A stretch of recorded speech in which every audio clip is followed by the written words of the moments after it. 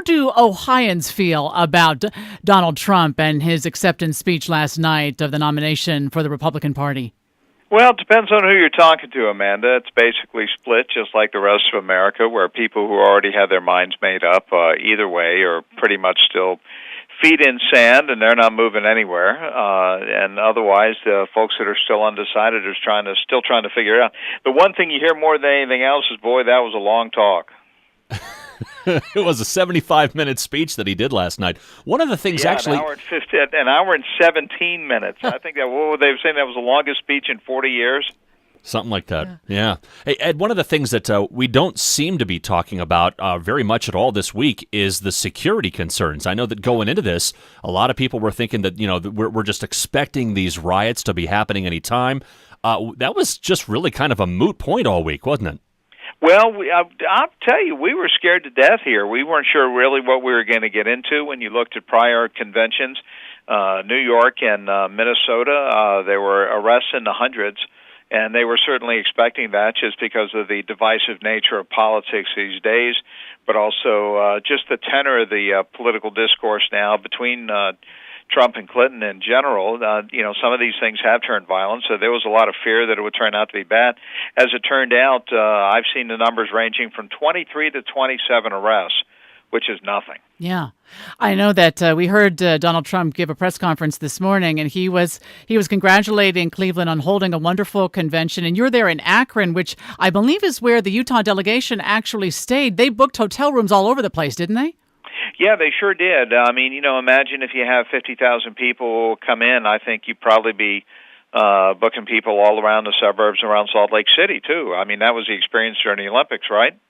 That's exactly right. Talk about. So, you're talking about a big crowd coming into a medium market city. We're certainly no Chicago or Los Angeles or New York with all those hotel rooms.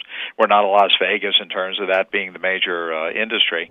So just having those folks. So we were glad to have the Utah delegation in Summit County. We're Summit County, Ohio, not to be confused with Summit County, Colorado.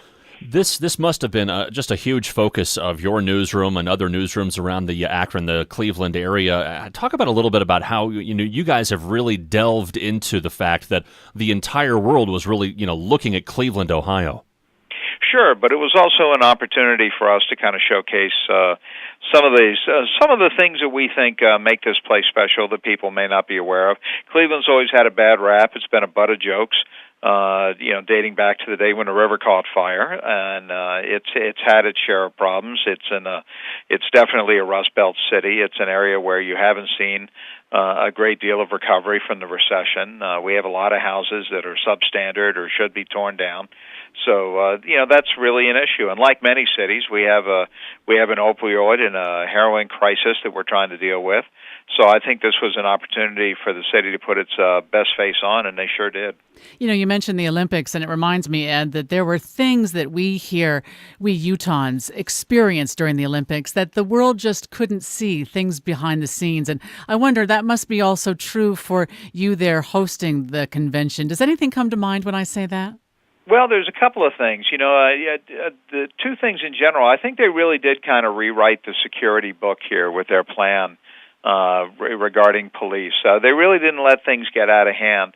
But the police, I will say that the atmosphere and the attitude of the police dealing with the public was probably the best I've ever seen, and being helpful and being approachable, having conversations. We had officers from all around the country, all different Coast Guard, federal, state, local, park police in here, and all of them worked very well. Homeland Security, everybody seemed to work well. There was a lot. There were. I will tell you, it made me feel good.